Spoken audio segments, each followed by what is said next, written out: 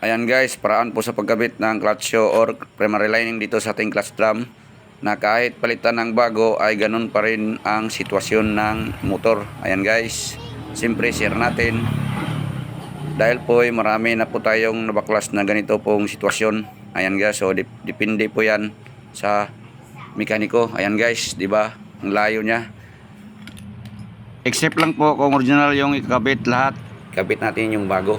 Ayan guys, pag ikabit mo yan diretso sa engine ay ganun pa rin ang sitwasyon ng motor, dahil po marami na po akong nabaklas na ganitong sitwasyon. Kahit na bago po yung clutch shoe nya or primary lining, baklasin natin lahat na bago ikabit na clutch shoe or primary lining.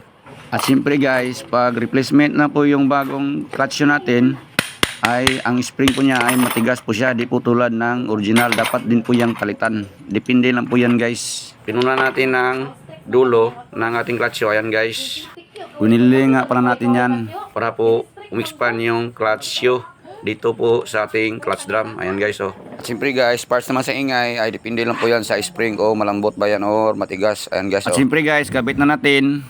Ayan guys, yan po ang tama. At yan na po guys ang aking mai-share. Thank you for watching. Babo, huwag nga palang kalimutan na i-share at i-follow ang ating video guys. Thank you.